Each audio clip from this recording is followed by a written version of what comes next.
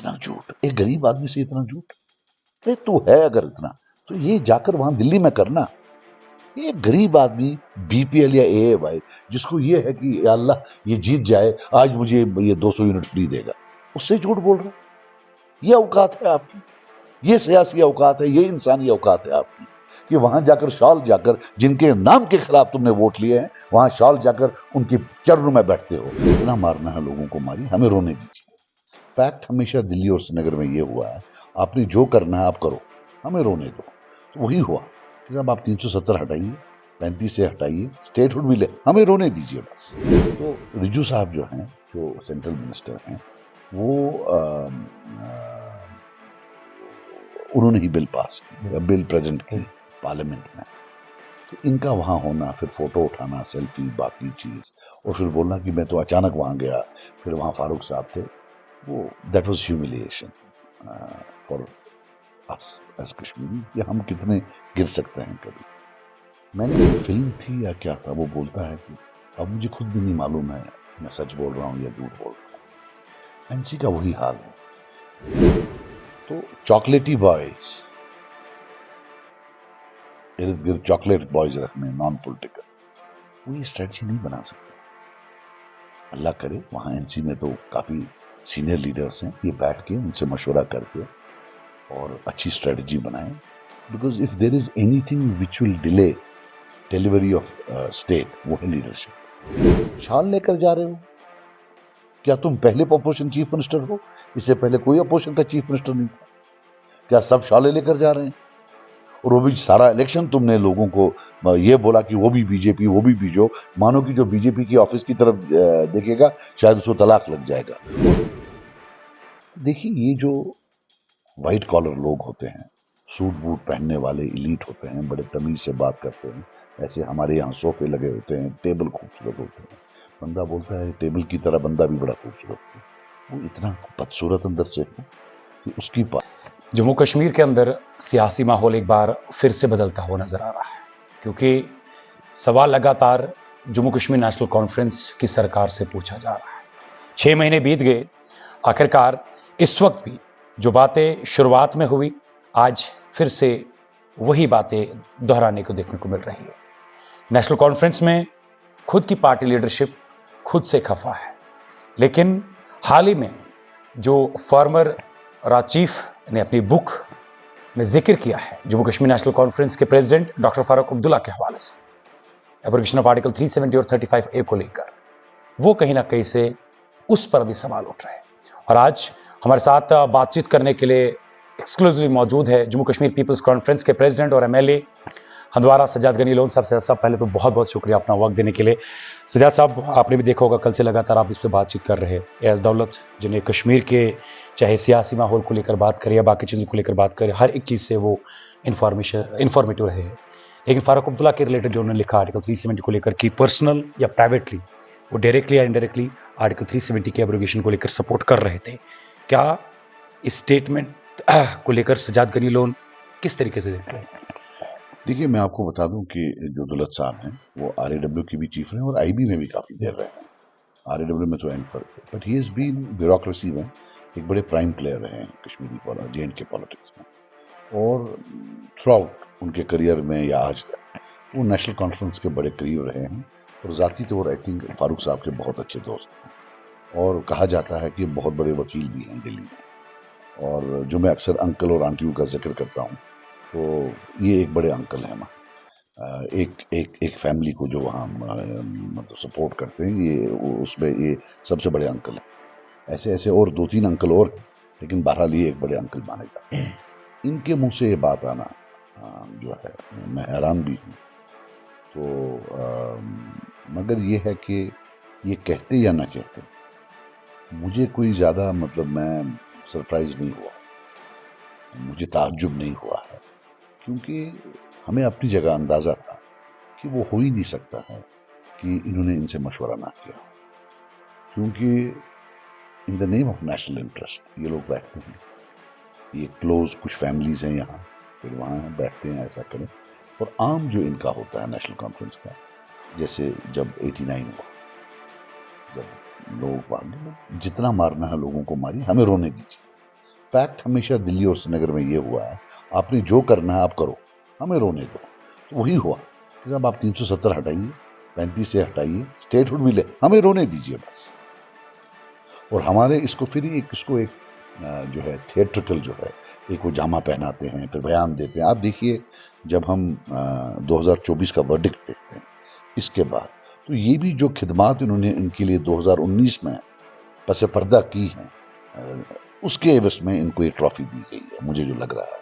क्योंकि जो हालात बनाए गए उसमें ऐसा लगा कि इनके बगैर तो सब बीजेपी है।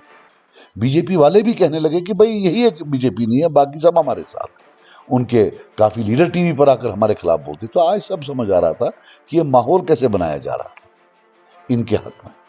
तो क्या करें, इन अंकल ये जो अभी अंकल आंटियों की फौज है, इनको लड़ते लड़ते हमारी जिंदगी चली गई, हमारी जवानी चली गई। तो फिर वहां से ये निकला। और इतना ही नहीं, वो ये भी कहते हैं कि 2020 और 2023 के बीच में फारूक साहब की बड़ी ख्वाहिश थी कि वो बीजेपी के साथ अलायंस करें। और ये भी कहते हैं कि उनको अंदाजा था कि उनकी 30 सीटें आएंगी, तो और बीजेपी की भी 30 आएंगी, मिलकर सरकार बना लेंगे। लेकिन बाद में नहीं, उनको ज़्यादा सीटें आई, उन्होंने खुद से बना ली। तो मकसद ये है कि बीजेपी उनके लिए ऑप्शन हमेशा रही। 370 का एब्रोगेशन उनको बताया गया, जबकि सारा इलेक्शन जो है 370 पर लड़ा गया और एंटी बीजेपी पर। सजाद साहब, अभी जिसके तरीके से आप भी जानते हैं, मेंबर ऑफ पार्लियामेंट आगा सईद रहुल्ला जो नेशनल कॉन्फ्रेंस के स्टार कैंपेनर रहे, उनने कल भी ट्विटर पे उस स्पेस पे बात कर रहे थे और उससे पहले उन्होंने स्टेटमेंट दी कि हाल ही में जो मैंने प्रोटेस्ट किया नेशनल कॉन्फ्रेंस की चीफ मिनिस्टर की गेट के बाहर, तो तब से लेकर अभी तक पार्टी के साथ कोई कम्युनिकेशन नहीं हुई। लेकिन वही नेशनल कॉन्फ्रेंस के एक MLA कहते हैं कि जनाब अब MP आगा रहुल्ला नेशनल कॉन्फ्रेंस नहीं है। तो ये जो बीच में अब कंट्रोवर्सी क्रिएट हो रही है रहुल्ला जिस पर। अच्छा सजाद साहब, चलिए इस पर आप कमेंट नहीं करना चाहेंगे। जिस तरीके से वक्फ अमेंडमेंट बिल आपने असेंबली के अंदर, हालांकि इख्तिलाफात आपके PDP के साथ कई ज़्यादा रहे, आपने हमेशा PDP के जो सरकार उनकी रही उस पर बात की, लेकिन वक्फ अमेंडमेंट बिल को लेकर आप वहीद रहमान पारा, चाहे या खुर्शीद की बात, शेख खुर्शीद की बात करिए, तो उस पर आप खड़े होते, खुर्शीद साहब थे, तो आप उनके साथ खड़े होते, और रफीक साहब थे। हाँ, आप MLAs के साथ, वो PDP MLAs या खुर्शीद शेख खुर्शीद की बात करें, आप खुद उनके साथ में खड़े रहे। नेशनल कॉन्फ्रेंस का फारूक अब्दुल्ला का कहना कि जनाब अच्छा डिसीजन लिया, स्पीकर ने कि डिसअलाउ किया। देखिए मेरी बात सुनिए, जो हमारी डेमोक्रेसी है इसके जो ऑथर थे वो बरतानिया ब्रिटिश थे।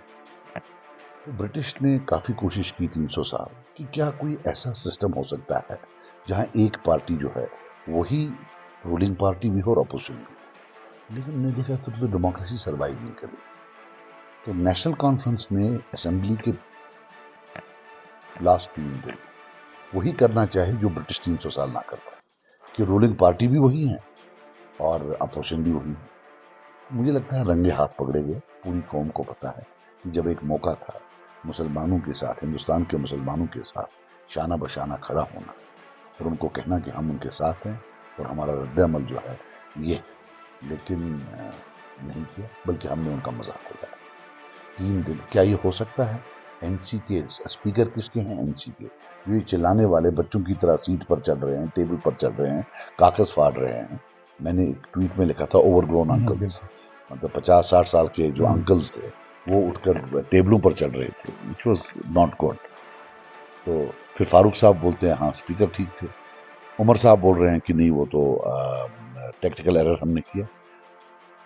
7 अप्रैल 3:19 मैंने ट्वीट किया और एग्जैक्टली लिखा कि टू माय NC फ्रेंड्स कि आप गलत कर रहे हो, ऐसे नहीं करो, आप रेजोल्यूशन लाइए। और ये सबजुडिस नहीं है। चलिए इवन सबजुडिस स्पीकर के पास पावर्स हैं कि वो सस्पेंड कर सकता है सारे रूल। स्पीकर मजाज होता है, असेंबली मजाज होती है। आपने रेजोल्यूशन निकाला, फिर कौन क्या करेगा? तो थोड़ी ना कोई गिरफ्तार करने आएगा। तो मुझे लगता है कि ये मदर ऑफ ऑल बिट्रेयल्स था, क्योंकि बहुत बड़ा मामला था। हमारी तरफ से फॉर्मली असेंबली की तरफ से एक कंडेमनेशन, अपना जो डिस्प्लेजर है वो एक्सप्रेस होना चाहिए। याद गनी लोन मजबूर क्यों हुए स्पीकर को कहने के लिए कि जनाब आप रिटायरमेंट ले लीजिए, मुबारक आ जाएंगे वहां पर? देखिए क्या है कि वहाँ एक पैनल बना है कि अगर वो जाते हैं कहीं, अल्लाह माफ़ करे, बीमार हो या थक जाते हैं, तो उस टाइम के लिए मुबारक गुल साहब आते हैं। तो मैंने देखा कि मुबारक गुल साहब जो चिल्ला रहे थे, तो इट जस्ट स्ट्रक मी कि अगर वो बोले कि मैं थोड़ा जो है थक गया हूं, वो 15 मिनट अंदर जाए तो जो मुबारक साहब हैं वो वहां पहुंचकर वो कर सकते हैं। अब ये अलग बात है कि जब वो वहां पहुंचते कहीं वो वही बात तो नहीं करते जो तो मैं उसमें भी जो है मैं जो है सरप्राइज नहीं होता, मेरे लिए कोई वो सरप्राइजिंग बात नहीं होती। तो इसलिए बताया था मैंने, एक सोल्यूशन बताया था। तो सजाद गनी लोन या अपोजिशन की अगर बात करें, आपने सवाल उठाए थे कि एक अहम बिल थी वक्फ तरमीमी बिल को लेकर, जहां चीफ मिनिस्टर को या लीडर ऑफ हाउस को प्रेजेंट होना चाहिए, वो ट्यूलिप गार्डन के अंदर फोटो शूट कर रहे हैं।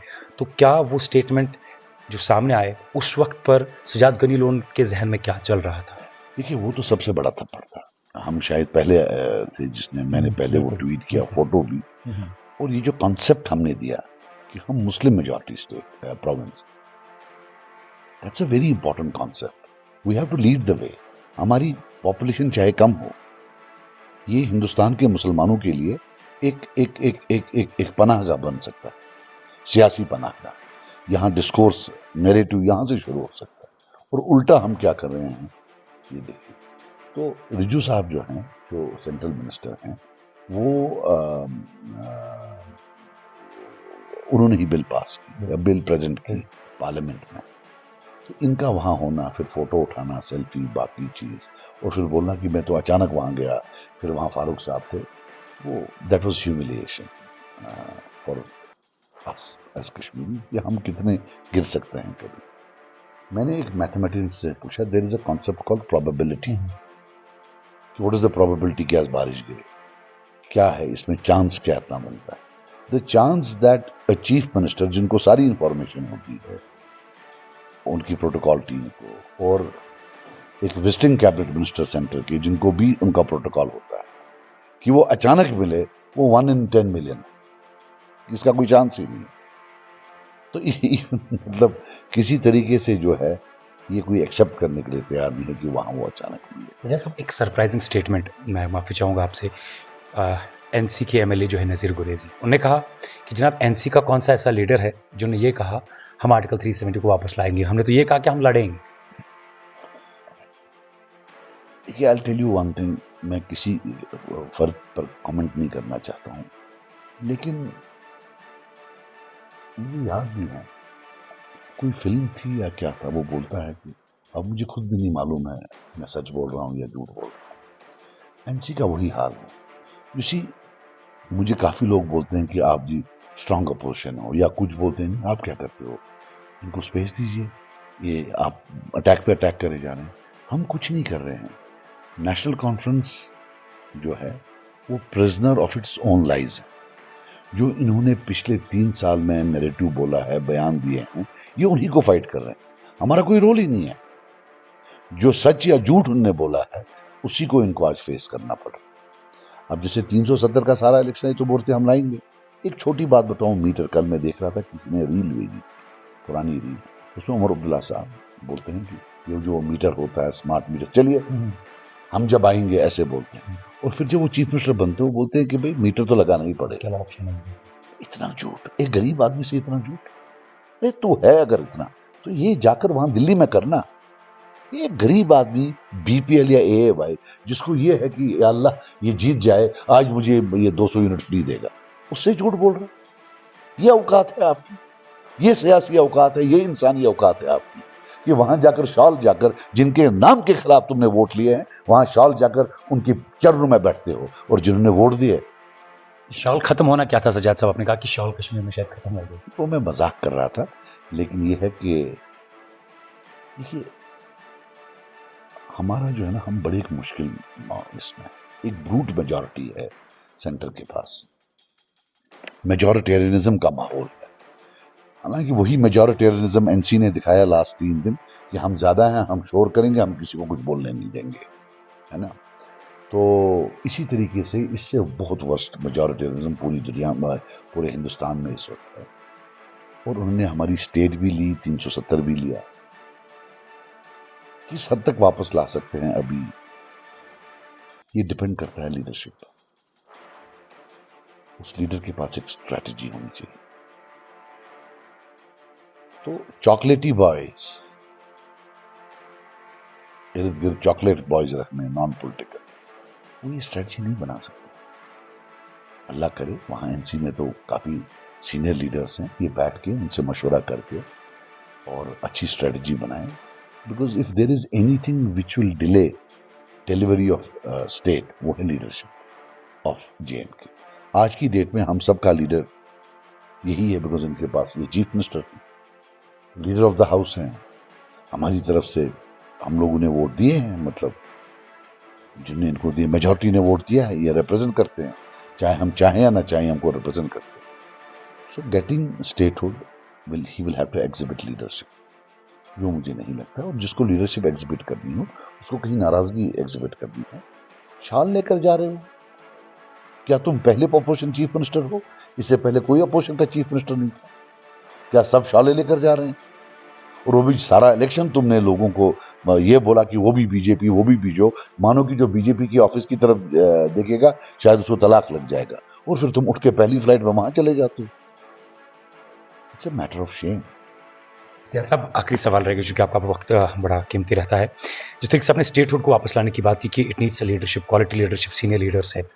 मैं वापस मेंबर ऑफ पार्लियामेंट आगा सैयद रहुल्लाह पे आता हूं। उन्होंने कहा कि जनाब तमाम पॉलिटिकल पार्टीज को अपने इख्तिलाफात साइड में रखकर अब दिल्ली की ओर रुख करना चाहिए, जंतर मंतर के सामने जम्मू कश्मीर के अवाम की सियासत को बहाली के लिए प्रोटेस्ट और जम्मू कश्मीर के अवाम के राइट्स को लेकर वहां बात करनी चाहिए, अपनी सियासी इख्तिलाफात को साइड में रखकर, जिसमें यूँ कह सकते हैं कि बात आपको लेकर भी की गई। तो सजाद गनी लोन साहब, अब इसको कैसे देखेंगे? क्या सजाद गनी लोन साहब ज्वाइन करेंगे? मैंने 2 बार असेंबली में बोला, श्रीनगर में भी और जम्मू में भी, कि आप कलेक्टिवली करें, आप इन बीजेपी वालों को भी साथ लें, आप सबको ले लें। मैंने असेंबली में बोला है। देखिए मेरी बात सुनिए, जो मेजॉरिटी होती है वो चीफ मिनिस्टर होता है, उसकी कैबिनेट होती है, उसके काम निकल आते हैं, उसके वर्कर्स खुश होते हैं, उनका प्रोटोकॉल होता है। लेकिन इस मेजॉरिटी को एक सेट ऑफ रिस्पॉन्सिबिलिटीज भी होती है कि हमने ये करना है, हमने वो करना है। जब इनसे कोई लोग पूछते हैं तो बोलते हैं हमारे हाथ में कुछ नहीं। नाम नहीं चाहता हूं, कई मेरे वर्कर क्लास 4 जिनका 1 साल है रिटायरमेंट, किसी की 5 बेटियां हैं घर में, शादी उन्हें, उनको इतने दूर दराज इलाकों में मुझसे और केरल में भेजा गया, जस्ट ये कि शायद उनके घर वालों ने वोट दिया है पीपल्स कॉन्फ्रेंस को। तो जब एक गरीब कश्मीरी को पनिश करना है कि तूने वोट खिलाफ क्यों दिया, तब इनके पास पावर होता है। जब इस गरीब को बिजली देनी होती है तब इनके पास पावर नहीं। It's difficult for us, they should stop this thing on the ground. अगर ये एक्सपेक्ट करते हैं कि हम सब इकट्ठे हो जाएं मैक्रो इश्यूज पर, तो माइक्रो इश्यूज पर जिन्हें हमें वहां भेजा है उनको सताना तो बंद कर दे। आपके पास पुलिस होती थी तब आप PSA लगाते थे, आज आपके पास पुलिस नहीं है तो आपने ट्रांसफर्स को वेपन यूज किया हो। देखिए ये जो व्हाइट कॉलर लोग होते हैं, सूट बूट पहनने वाले इलीट होते हैं, बड़े तमीज से बात करते हैं, ऐसे हमारे यहाँ सोफे लगे होते हैं, टेबल खूबसूरत होते हैं, बंदा बोलता है टेबल की तरह बंदा भी बड़ा खूबसूरत है। वो इतना बदसूरत अंदर से हो कि उसकी पार्टी उस गरीब को सिर्फ इस बात पर करे। मैं ये कोई मसला नहीं बनाना चाहता हूं, but if they want a consensus तो फिर लोगों ने करना है। जब आप लोगों को पनिश करोगे वो कंसेंसस में नहीं आएंगे। आप मैग्नानिमिटी दिखाए, आप बड़ा दिखाइए। आप इस वक्त सबके चीफ मिनिस्टर हैं। हमने जब बोला, जब डिमोलिशन हुआ, मैंने बोला मेरा प्राइम मिनिस्टर कौन है, तो वो भी कह सकते हैं मेरा चीफ मिनिस्टर कौन है। You can't be A selective chief. वही मैं लीडरशिप की बात कर रहा हूं। मुझे वो नजर नहीं आ रहे हैं इनमें कि ये सबको साथ चलाएं। ये सिर्फ खुद अकेले चलने वाले हैं मुझे लगता है, और उसमें ये अपनी पार्टी में भी कुछ 2-4 अंग्रेजी बोलने वाले दोस्तों के साथ ही चलने वाले हैं। बाकियों का हाल मैंने बहुत बुरा देखा है। नेशनल लेवल पर सजाद साहब, वक्फ अमेंडमेंट एक्ट को लेकर जब लॉ बना उसके बाद अभी तक कई सारे मदरसे को डिमोलिश किया गया, तो यहाँ से सजाद गनी लोन को क्या लगता है कि आगे इस वक्फ अमेंडमेंट एक्ट को लेकर क्या रद्द-ए-अमल रहेगा ओवरऑल पूरे मुल्क के अंदर? मुझे लगता है बहुत खराब लगेगा। देखिए मेरी बात सुनिए, मुझे नहीं पता है कि बीजेपी का जो है उन्हें क्यों किया, लेकिन जो उनका मुसलमानों के तई जो उनकी बातें हैं, जो उनके लीडर बातें करते हैं, तो उसमें मुसलमान जो है ये सोच ही नहीं सकता ही कोई काम करे जो हमारे।